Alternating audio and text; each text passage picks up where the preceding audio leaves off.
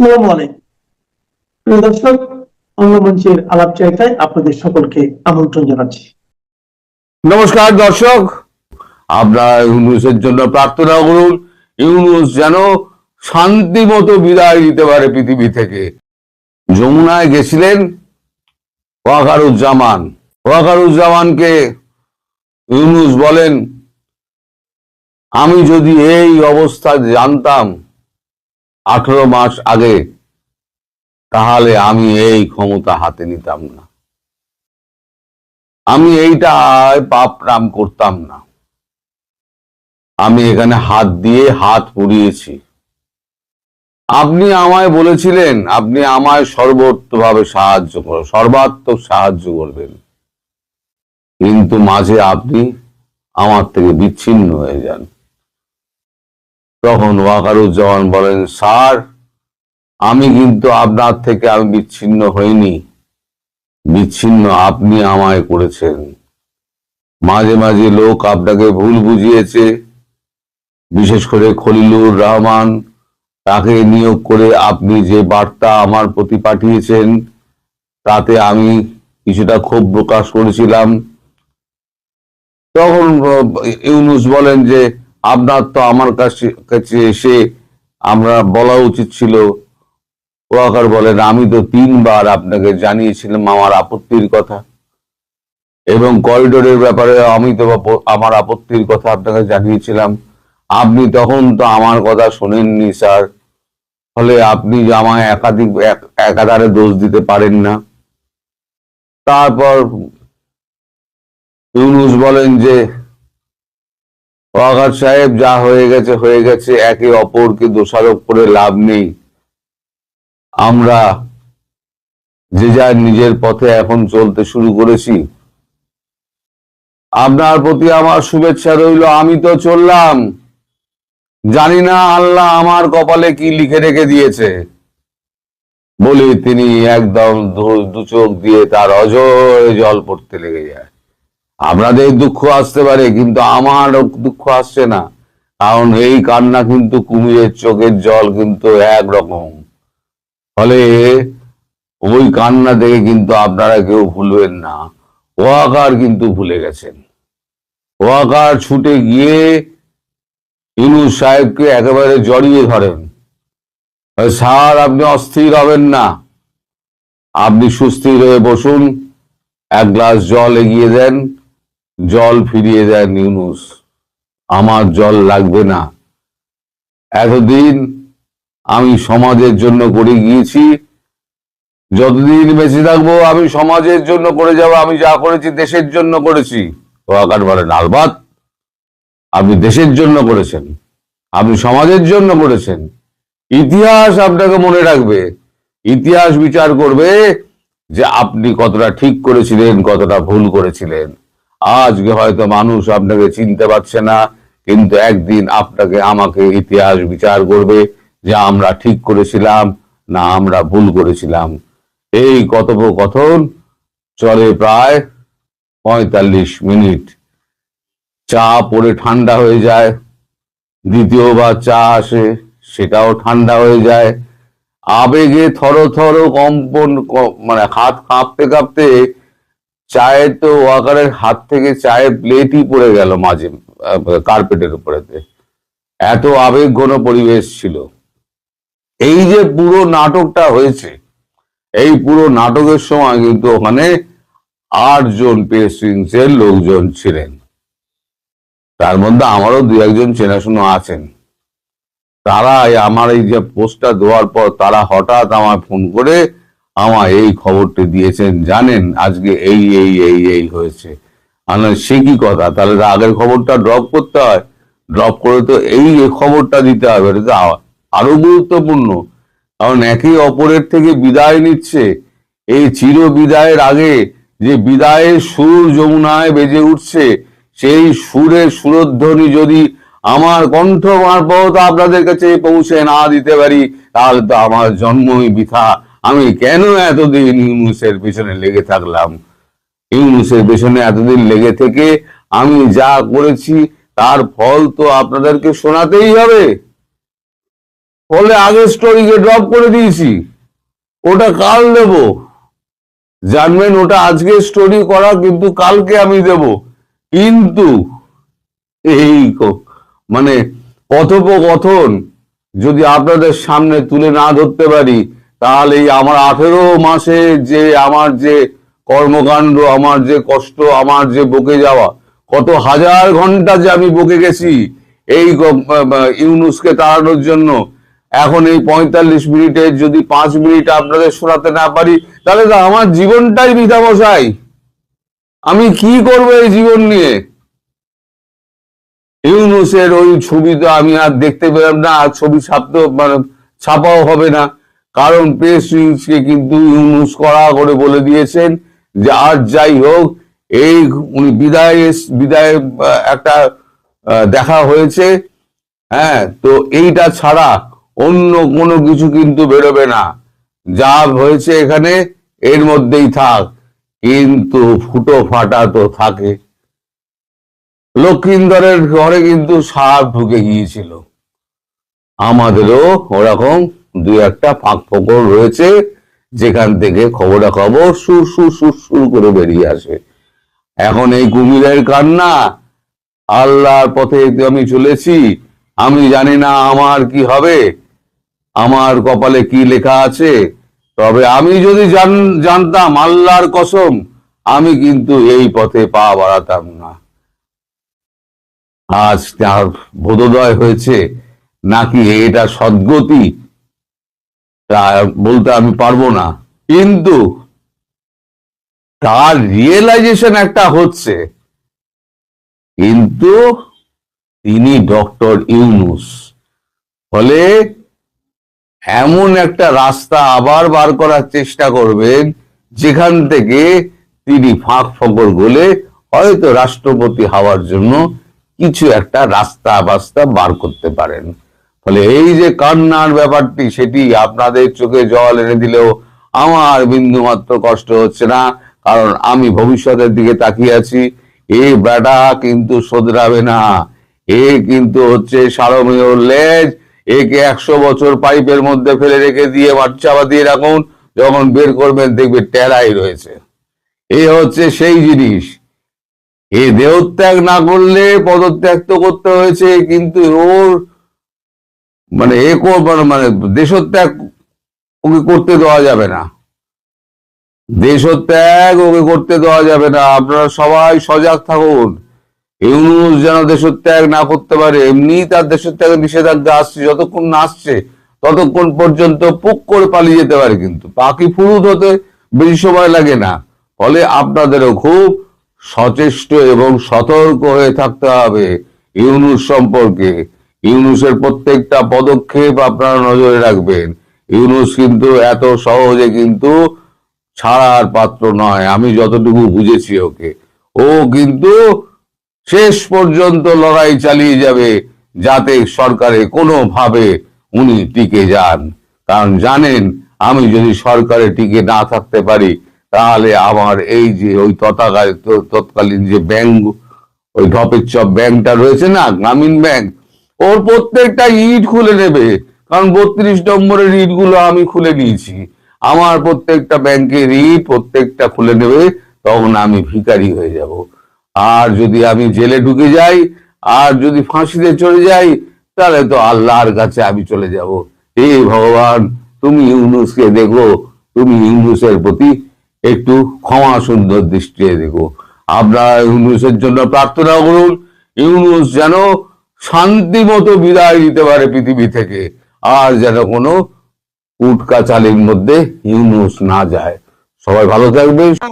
মাসুদ, এইটা নিয়ে দেখবেন যে তারেক জিয়া একটা কথাও বলবে না, উনি মুখে কুলু পেটে বসে থাকবেন, কিন্তু ওনার দলের কিছু কিছু নেতারা দিয়া বলাবেন শেখ হাসিনাকে ফেরত দেন, শেখ হাসিনাকে নিয়ে আসবো, কালকে ফাঁসি দিব।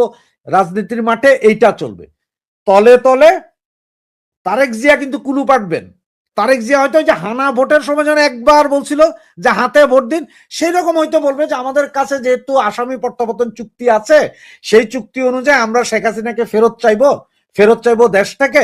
হয়তো নরেন্দ্র মোদীর সাথে যেদিন বৈঠক হবে সেদিনও বলবেন যে ওনাকে তো একটা বিচার হয়েছে, ফেরত দেন। ওরা হয়তো বলবে ওই বিচার তো সঠিক ছিল না, ওগুলো সব বাতিল করেন, নতুন করে বিচার করেন। কাহিনী এই জায়গায় হবে। যুদ্ধান্দেহী মনোভাব যে ফেরত দিতেই হবে, না হলে আমি কামানের গোলা দাগাইয়া দিব, সেনাবাহিনী ভারতে পাঠাই দিয়া তুলে নিয়ে আসবো, ওগুলা করবেন না।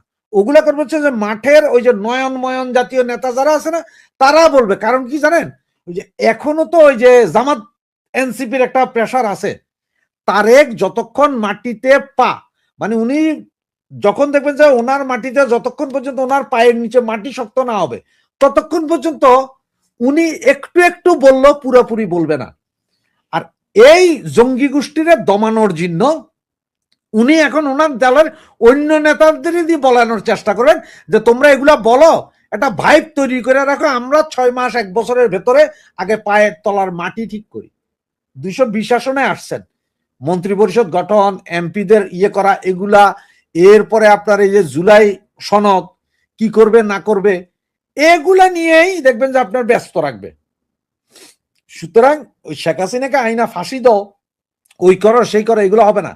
ভারতের সাথে উনি তলে তলে চুক্তি করবেন, উপরে ভারত বিরোধিতা করবেন। অতীতেও ভারতের সাথে বিএনপির সম্পর্ক খুব একটা খারাপ ছিল না। ধরেন আওয়ামী লীগ সময়ে যেটা 100% ছিল, সেটা বিএনপির সময়ে 80-85 ভেতরে ছিল। কিছু কিছু ঘটনায় হয়তো হয়েছে এই সেই, তারপরও ছিল। আমার মনে হয় যে তারেক রহমান একটা জিনিস ভালোই উপলব্ধি করেন, যে ভারতের সাথে সম্পর্ক খারাপ করে দেশ চালানো সম্ভব না, আর কিছু দেশ চালানো সম্ভব না। কারণ উনি তো দেশ চালাইতে হবে। এখন ধরেন এই মুহূর্তে যে অবস্থা, যে তলানিতে পৌঁছে গেছে, বা যে অবস্থা, আমরা কোনো দিকের কোনো কিছুই ঠিক নেই, সে অবস্থা উনি ভারতের সাথে সম্পর্ক উন্নয়নের চেষ্টা করবেন। আর সেটার প্রথম কাজটা যেটা হবে আমার মনে হয় কি জানেন, তারেক রহমান ক্ষমতা নেওয়ার পরপরই হয়তো ভারত সফরে যাবেন, নরেন্দ্র মোদীর সাথে দেখা করবেন, 2-4-5টা চুক্তিও করে আসবেন উনি। আর তার মধ্যে সর্বপ্রথম হচ্ছে গঙ্গা চুক্তি, যেটা ছিল আওয়ামী লীগ সরকার যেটা করেছিল, সেটা যদিও শেষ হয়ে যাচ্ছে, সেই চুক্তিটাকে আবার পুনর্বহালের চেষ্টা উনি করবেন। দ্বিতীয়ত, যেহেতু বাংলাদেশ এই মুহূর্তে গত 18 মাসে এত অবস্থা খারাপ হয়েছে যে খাদ্য নিরাপত্তা বলতে আমাদের কিছু নেই, এই খাদ্য নিরাপত্তাটা যাতে ঠিক থাকে, সেই জিনিসটাই উনি চেষ্টা করবেন, যে ভারত যাতে রপ্তানি বন্ধ না করে, মোটামুটি ক্রেডিট লাইনটা আবার চালু করে, বিদ্যুৎ সেক্টরটা যাতে বন্ধ না করে, এই চেষ্টাটা উনি সর্বাত্মক করবেন। কারণ দেশের মানুষকে কিন্তু জবাব দিতে হবে। কারণ কি জানেন, আজকে যখন তারেক জিয়া খুব ভালো করে জানেন, কালকে যদি মানুষ চালের দাম 50 টাকা থেকে 80 টাকায় খায়, তখনই কবে যে আগেই ভালো ছিলাম, শেখ হাসিনা ঠিক ছিল। বিদ্যুৎ যদি লোডশেডিং 2 ঘন্টার জায়গায় 5 ঘন্টা হয়, কইব যে শেখ হাসিনাই ভালো ছিল। উনি এটা জানেন, গত 18 মাসে যেটা ঘটছে এটা উনি ভালোই উপলব্ধি করেন। উনি না করলে ওনার নেতারা উপলব্ধি করেন, এটা ভালো করে জানে। আর দ্বিতীয় হচ্ছে যে এই মুহূর্তে আমাদের কোনো বিদেশি সহযোগিতা এই মুহূর্তে নাই। IMF এর লোন বন্ধ, অমুক বন্ধ, তমুক বন্ধ, ইনভেস্ট নাই। এই মুহূর্তে উনি ভারতের সাথে আরেকটা কাজ করবেন, যেটা হচ্ছে যে ভারত সরকার, এটা ভারত সরকার না, পৃথিবীর বিভিন্ন দেশের সরকার বিভিন্ন দেশকে এইড করার জন্য একটা বাজেট রাখে। কারো কারো 2 বিলিয়ন, 5 বিলিয়ন, 10 বিলিয়নও থাকে এক এক দেশে, যেন আমেরিকাও এইড করে। তেমনি ভারত সরকার 50% কমাইলো। এইবারও সম্ভবত ওদের বাজেটে বাংলাদেশের জন্য একটা বরাদ্দ আছে। তারেক জিয়া হয়তো চেষ্টা করেন যে সেই বরাদ্দটা অতি দ্রুত ঢুকানোর জন্য দেশে। কারণ সামনে রমজান মাস, এই রমজান মাসে একটা বিচ্ছিরি অবস্থার সৃষ্টি করার চেষ্টা করবে। ওই যে আপনাকে বললাম যে এখন রমজান মাস আসতেছে, রমজান মাসে আমাদের দেশে দ্রব্যমূল্যের ঊর্ধ্বগতি হয়, আমাদের ম্যাক্সিমাম জিনিসই আসে ভারত থেকে। সুতরাং ভারতের সাথে সম্পর্ক উন্নয়ন করে এই আপনার যে খাদ্যপণ্যর এই চ্যানেলটাকে উনি পরিপূর্ণ ঠিক করবেন। মানে আটা, ময়দা, লবণ, তেল যা লাগে সব আনাবেন উনি, কোনো কিছুই বাদ দিবেন না। একটা ক্রেডিট লাইন আছে $2 বিলিয়ন, যেটা আমরা এখন মাল নিব, আমরা পরে পরিশোধ করব। ভারত সরকারের সাথে একটা ইয়ে আছে, যেমন আপনার ওই যে ইয়ে আছে আকুর দেনা, যেমন 3 মাস পর পর পরিশোধ করতে হয়, সেম ওই রকম। এই চ্যানেলটাকে উনি আবার ঠিক করবেন যে ভাই আসুক, এই জিনিসগুলো আল্লাহর রাস্তায় দেন, বন্ধ করেন না। কারণ আমি নতুন আসছি, দেশ ধ্বংস, অর্থনীতি ধ্বংস, আমার চালাইতে হলে আপনাদের সহযোগিতা দরকার। সেই সহযোগিতা উনি ভারতের কাছে চাইবেন এবং ভারত করবে। কারণ ভারতের সাথে সরকারের গ্যাঞ্জাম হয়, কিন্তু ভারতের সাথে বাংলাদেশের জনগণের গ্যাঞ্জাম নাই। পাবলিক মরুক, এটা ভারত সরকার চাইবে না এবং চায়ও না এর আগেও। তো এই জিনিসগুলো আসবে। এছাড়াও আমাদের এই যে গার্মেন্টস পণ্য বা অনেক কিছু আছে, এগুলো যাতে চলে সেই ব্যবস্থাটা ওনারা চাইবেন। যেগুলো আমাদের যে ট্রানজিট বাতিল করে দিয়েছে, এগুলো যাতে আসে, এইটাও ওনারা চাইবেন, তারেক জিয়া চাইবেন। এইটি হচ্ছে যে মূল কাহিনী। মূল হচ্ছে যে প্রথমে আপনার খাদ্য নিরাপত্তা রেডি করবে, যে খাদ্যের নিরাপত্তায় রমজান মাস পরবর্তী 2-3 মাস যাতে খাদ্য নিয়ে কোনো কাউ না বাজে, যাতে কোনো বিশৃঙ্খলা না হয়, সেটার জন্য এখন ভারতের দ্বারস্থ হবেন। এটা হচ্ছে মূল কাহিনী। ওই যে 5 জন কালকে জয় বাংলা স্লোগান দিয়ে জাতীয় সঙ্গীত গেয়ে তারা যে পতাকা উত্তোলন করলেন, এই যে আজকে একজন বললেন তিনি আওয়ামী লীগের আমলে বঞ্চিত ছিলেন, কিন্তু আজকে তিনি গিয়েছিলেন আকম কামাল তারপর সমাজ বিজ্ঞানে ঢাকা বিশ্ববিদ্যালয়, তিনি আজকে 32 নম্বরে গিয়ে, এদের আপনি কিভাবে কিনবেন? কি করে কিনবেন শেখ ফরিদকে? আমি তো কোনো এজেন্ডা নিয়ে কাজ করি না, আপনি আমাকে কিভাবে কিনবেন? সম্ভব না। এরকম বহু মানুষ আছে যারা এজেন্ডা বিহীন কাজ করে মুক্তিযুদ্ধের পক্ষে। সাধারণ জনগণকে কিভাবে কিনবেন? আমাকে সাধারণ জনগণ যে জীবনে আওয়ামী লীগের অফিসে যায়নি, সে বলেছে শেখ হাসিনার জন্য সে দোয়া করে, সে জানে আমি ভাববাদী মানুষ না, আমার কাছে এগুলো বলে, কারণ তারা তো শেখ হাসিনার কাছে যাইতে পারে না। তারা মনে করে আমার সাথে শেখ হাসিনার যোগাযোগ আছে, তাই আমার কাছে বলে। তারা 5 বেলা ভাত খাইতো রিক্সাওয়ালারা, এখন খাইতে পারে না, কারণ তারা পরিশ্রম করার জন্য 5 বেলা খায়, নিজের কামাই করা খাবার। দোকানগুলো, ফুটপাতের দোকানগুলোকে জিজ্ঞেস করেন তারা কয়বার খাইতো।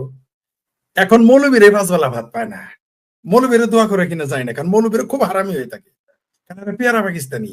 এরা পাকিস্তান যদি বিষ দেয় তাও বলবো আলহামদুলিল্লাহ, আর শেখ হাসিনা যদি অমৃত আইনে দেয় বলবে নাউজুবিল্লাহ। তারপর আমার 560টা মসজিদ।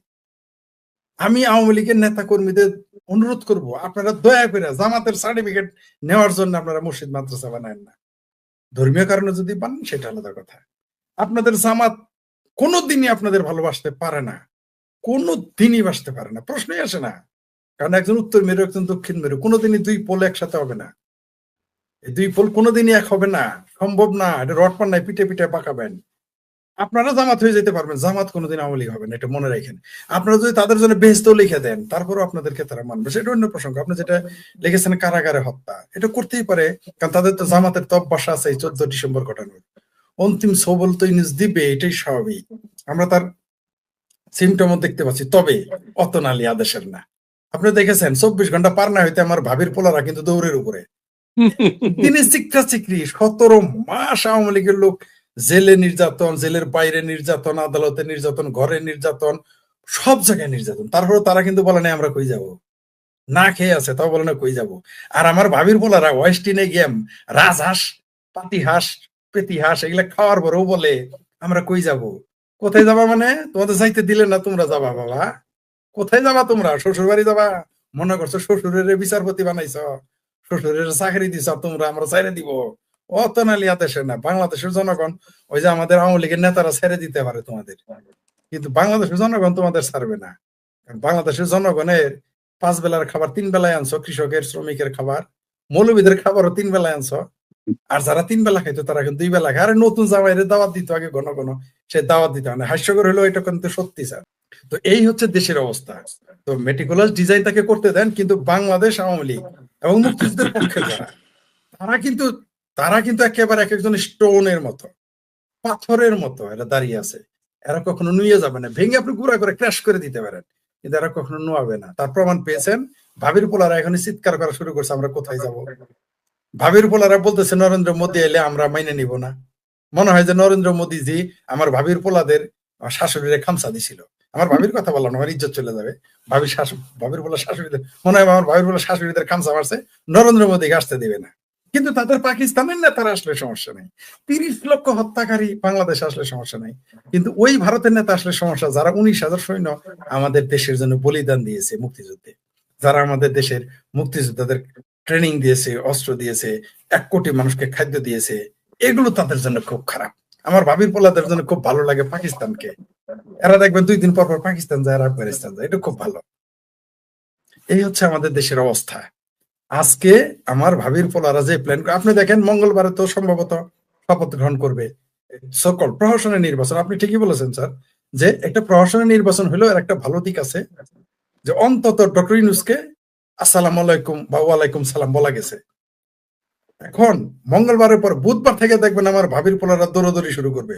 যদিও আমি শুনলাম যে আমার আরেক ভাবির পোলা নাহিদ নাকি ফাহিদ আর বাসায় নাকি তারেক রহমান দেখা করতে গেছে, জামাতের সেই সাদা শকুনের সাথে দেখা করতে গেছে তারেক রহমান। ওইটা তিনি কেন গেছে জানেন? বিএনপি নিচু নামতে নামতে নামতে নিচু হইতে হইতে মাথাটা, কারণ দেখেন না আপনি পাটোয়ারির মতো 2 দিনের বৈরাগী মির্জা আব্বাসের হুমকি দেয়, আপনি দেখেন নাই? তো বিএনপি এই মঙ্গলবার পার হইতে দেন, দুধ কা দুধ পানি কা পানি হয়ে যাবে, দেখবেন কিভাবে বুধবার সকাল থেকে দৌড়ানি শুরু হয়। নিশ্চিত থাকেন, এটা আমি দায়িত্ব নিয়ে বললাম। আমার ভাবির পোলাদের হচ্ছে হারায়ন দেখতেছেন না, আগে এখন আঙ্গুল ফুরের মতো টক টক টক টক করতো, এখন কিন্তু পুরো আমার মতো চেহারা হয়ে গেছে, আমার মতন, আমার চেয়েও খারাপ হয়ে গেছে। আলী রিয়াজ তো আমি আমি আমার ভালো, ধন্যবাদ মনে করে দেওয়ার জন্য। আমি কিন্তু বুঝে উঠতে পারি আলী রিয়াজটা কে, সে তো ভোটও দেয় নাই। আচ্ছা, আমি একটা জিনিস বুঝি না, যে লোকটা দেশের নাগরিক না, এই দেশে ভোট দেয় না, সেই লোক এসে আমাদের সংবিধান ঠিক করে। বাংলাদেশে তারেক রহমানের আত্মহত্যা করা উচিত, বিএনপি আওয়ামী লীগ সব নেতা বামপন্থী সবার আত্মহত্যা করা উচিত, এই দেশে বুদ্ধিজীবী তারা আত্মহত্যা করা উচিত, এই দেশে যারা বুদ্ধিজীবী তারা আত্মহত্যা করা উচিত। একটা ভিনদেশী নাগরিক এসে আমাদের আমাদের সংবিধান আবার সেজে গেছে, সে কোথাকার কে, সে এসে আমাদের কথা বলবে, আবার তিনি মাপ চায়, কার কাছে মাপ চায়? তারা মাপ চাইতে বলছে কে, তারা আসতে বলছে কে, এটা নিয়ে আসলো কে? আপনি দেখেন আজকে কমরেড সামাদ একটা চমৎকার কথা বলেছে, মানে আমি একটা লাইভে ছিলাম, সেখানে শিরোনাম দিয়েছিল যে উপদেষ্টারা পালাচ্ছে। কমরেড সামাদ বলেন এরা পালাচ্ছে না তো, এরা মিশন নিয়ে এসেছিল। বললে যে সোমালিয়ার পাইরেটসরা যেমন শিপে চলে যায়, জাহাজ নিয়ে বেরোয় যায় মিশনে, বাংলাদেশের সেনাবাহিনী যেমন মিশনে যায়, বাংলাদেশের লোকজন যেমন বিদেশে চাকরি করতে আবার ফিরে আসে, এরা তো ব্যবসা করতে আসছিল, ব্যবসা করে চলে যাচ্ছে, এরা পালিয়ে যাচ্ছে বলেন কেন?